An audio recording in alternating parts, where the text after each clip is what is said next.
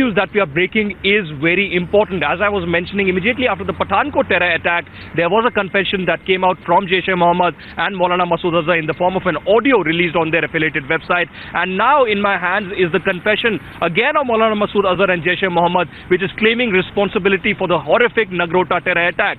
In fact, in the end of November, this attack took place, and the Indian Army was almost caught unaware when the terrorists reached there, almost 3 to 4 in number. And in fact, 7 of our brave Jawans, including 2 senior officers, had sacrificed their life for the country. Now, the National Investigative Agency is investigating that case as well, and top sources within the security apparatus have already confirmed to Times Now that Jaish-e-Mohammed is the terror group that is involved in this attack as well. Now, Jaish-e-Mohammed has had a common linkage with the Nagrota terror attack, the Uri terror attack, and in the past, the Pathankot terror attack as well. In the charge sheet that was filed yesterday on the Pathankot terror attack, carefully, there are 4 key accused that are mentioned. Apart from Maulana Masood Azhar and his brother Rauf Asghar, who is also the deputy of the JEM, there are 2 key handlers, Shahid Latif and Kashif Jan, who have been mentioned in that list as well. So why is Pakistan not waking up from slumber and the denial mode? And is it time that the international community should pressurize Pakistan?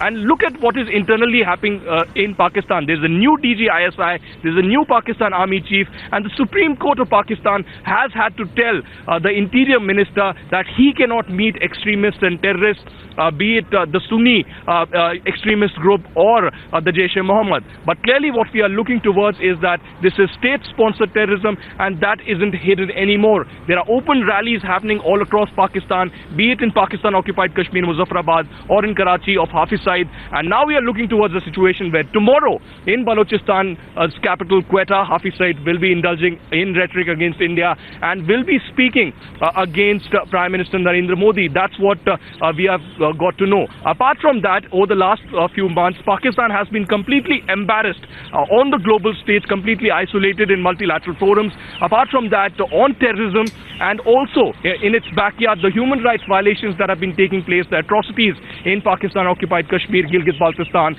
and Balochistan as well. And that is why perhaps a planned strategy to have these extremists, including Maulana Masood Azhar. So Aditya, terrorists like Hafiz Saeed has now admitted what the Nawaz Sharif government will not dare to admit, where Jaish-e-Mohammed chief Maulana Masood Azhar, who was named in the NIA charge sheet for planning the attacks in Pathankot, now has come up with another confession that he was also managing the Nagrota attack in Jammu, which took place on the 29th of November, in which 7 of our brave Jawans were martyred. Many thanks, Aditya, for all those details.